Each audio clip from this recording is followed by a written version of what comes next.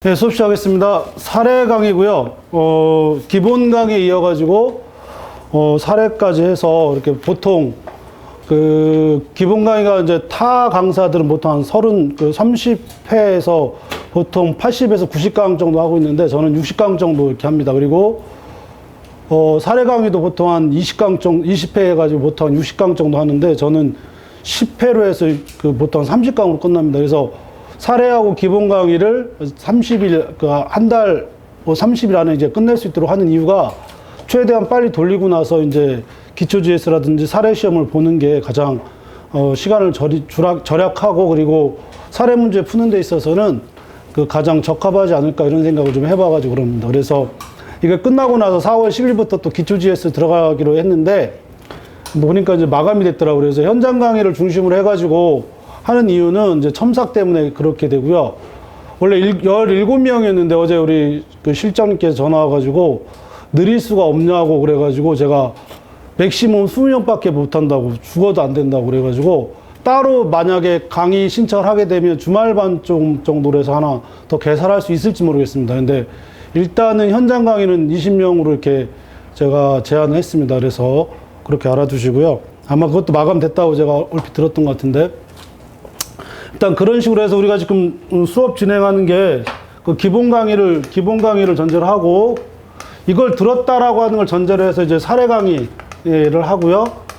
나중에 여기에서 이제 기초 GS까지 자연스럽게 나가고 그 다음에 동차반 실전 GS가 있는데 이 실전 GS는 이제 여기까지는 아마 제가 볼 때는 처음 하신 분들은 꼭 들으셨으면 좋겠고 이 동차반 실전 GS를 들을지 아니면 A형을 들을지 아니면 A형, B형을 들을지는 여러분들이 선택을 해도 되지 않을까 이렇게 생각을 합니다. 그래서 차이는 이 동차반 실전 GS는 이거 정말 동차반입니다. 그래서 조금 시간 지나서 다시 한번 얘기하겠지만 동차반에서 합격하기는 되게 힘듭니다. 뭐 여기서 이제 나오는 용어들이 이제 부진정 동차니 뭐 이런 이상한 얘기하고 있는데 어쨌거나 뭐 그해 1차 합격하고 그 다음에 그해 2차까지 합격한다는 걸 전제를 하더라도 어쨌거나 예전에 들었다 하더라도 이거 되게 힘들다. 그런데 이제 A형하고 B형은 이제 그 잡아주는 게 이거는 진도별로 잡아주고요. A형은 진도별로 잡아주고 B형은 최신 판례하고 그 다음에 진도별에서 좀 섞여 있는 것들이 있습니다. 그걸 이제 사례 강의에서 좀 또 얘기하겠지만 그러니까 소송 요건에 관한 문제가 상고심까지 갔을 때 어떻게 처리할 거냐 이런 약간의 복잡한 문제들을 B형에서 이렇게 한꺼번에 하고 이건 진도가 아닙니다. 이거는 무작위로 이제 선정되어 있기 때문에 전범위에서 이제 합니다. 그래서 근데 동차반 실전 GS는 진도별을 기본으로 하되 이게 이제 약간 뭐라 그럴까요? 찍는다. 좋은 말로 적중 뭐 이런 거 얘기하는데 뭐 그냥 대놓고 얘기하면 약간 찍는 수업이죠. 그죠?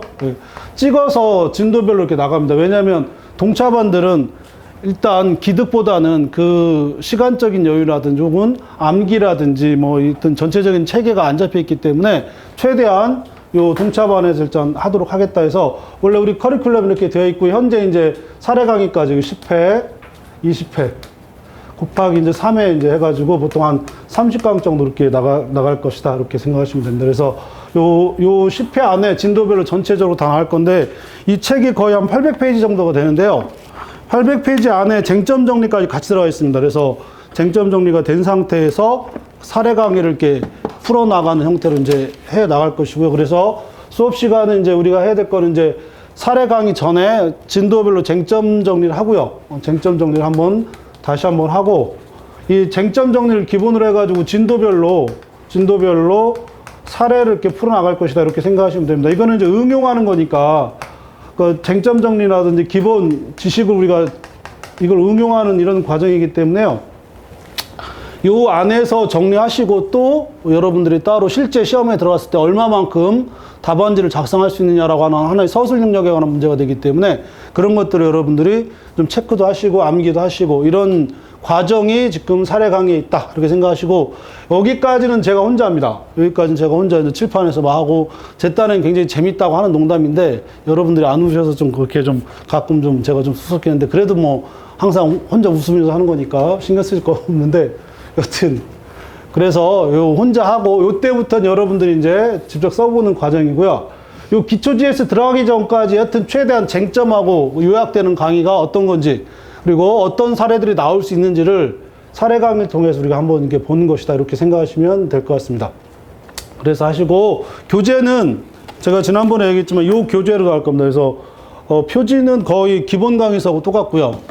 그 다음에 나머지는 뭐 기본적으로 이제 나가면서 이렇게 한번 보도록 할 거고, 오늘은 1교시에서는 사례 강의를 어떻게 할 것인지에 대한 논의를 하고, 사례 풀이를 어떻게 할 건지 이런 논의를 대략적으로 하고요. 2교시부터 아마 본격적으로 이제 사례 문제 풀어 들어갈 건데, 그렇게 생각하시고, 오늘 책 준비가 안 돼 있으면 오늘까지는 제가 오늘 나갈 사례들에 대해서 이렇게 복사를 해가지고 같이 보는 과정이고, 그리고 뒤에 기본적인 사례는 이렇게 제가 꼭 이 시간에 꼭 풀어야 되겠다라고 하는 사례들 있잖아요, 그죠? 이게 안 먹는데?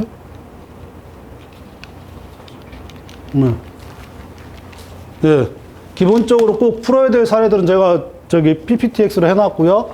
거기서 시간이 남으면 필요한 내용들에 더 좀 복잡한 사례들은 같이 이제 그 책을 기본으로 해서 이게 풀도록 하겠다, 이렇게 말씀드리도록 하겠습니다. 그래서 하도록 하고, 일단 요 논의가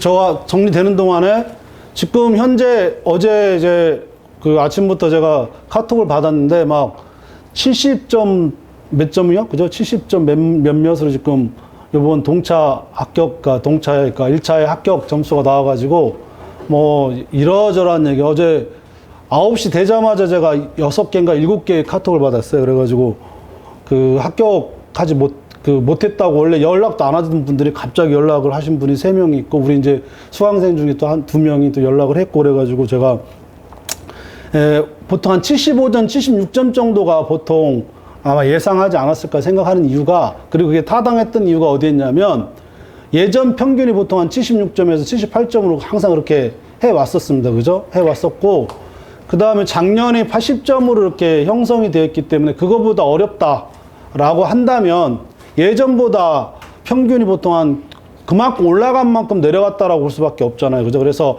76점대 평균이 형성됐었던 것이고, 그리고 그게 어려웠으니까 80점이니까 80점, 78점 보통 이제 항상 이렇게 77점에서 78점 이렇게 형성되었었고요.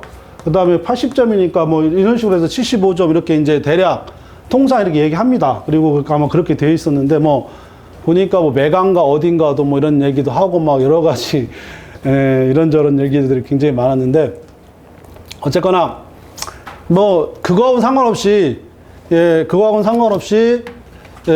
제가 우리 기본 강의 하면서 항상 늘상 얘기하지만, 동차반이든 부진정 동차든 그런 용어 가지고 싸우는 이유도 없지만 일단 해놔야죠. 그죠? 1차 끝나고 나서 어차피 이걸 포기하지 않을 거면, 계속 할 거라면 기본적으로 할 수밖에 없어요. 그런데 그거에 대해서 뭐 물론 그 낙담하거나 뭐 여러 가지 이제 고민 때문에 이제 안 할 수도 있지만, 여튼 어제 있었던 일 중에 굉장히 의미가 있다, 이렇게 생각하시면 될 것 같아요. 그죠? 이렇게 해서 하시면 되고, 지금 리모컨이 안 넘어가는데?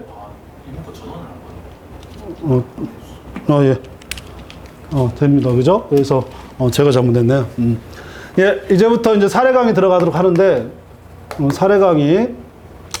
우리가 사례 강의라고 하는 것은 기본 강의에서 했었던 지식 있잖아요. 그죠? 민소법적인 지식을 이 실제 사례에 이제 응용하는 거죠. 그죠? 응용해가지고 서술하는 겁니다. 그죠?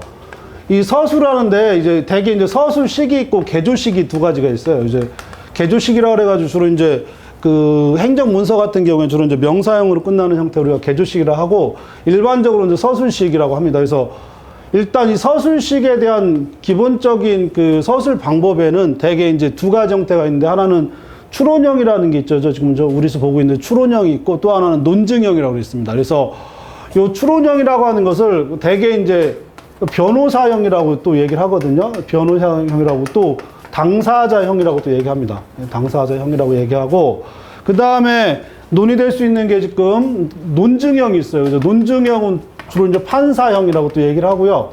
그 다음에 이게 직권 조사형 뭐 이렇게도 얘기합니다. 이제 그 교수들마다 약간 그 실제 수업 들어가면 그 표현하는데 약간 표현하는데 약간 표현들을 좀 달리하고 있지만 가장 큰 차이점은 그 사례형에서 가장 큰 차이점은 결론이 앞에 있느냐 뒤에 있느냐입니다. 결론이 앞에 있느냐, 논증형은 뒤에 있는 거죠, 그죠? 논증형은 뒤에 있는 거기 때문에 이 결론이 앞에 있느냐 뒤에 있느냐의 차이라고 생각하시면 됩니다. 여기서 공통적인 거는 여러분 꼭 잊지 말아야 될 것 중에 하나가 뭐냐면 결론을 안 쓰는 사례형은 없어요. 어떤 경우에도 결론은 반드시 써야 되고, 그리고 또 결론을 분명하게 제시해 줘야 됩니다. 근데 주의할 거는 결론을 꼭 맞췄느냐 안 맞췄느냐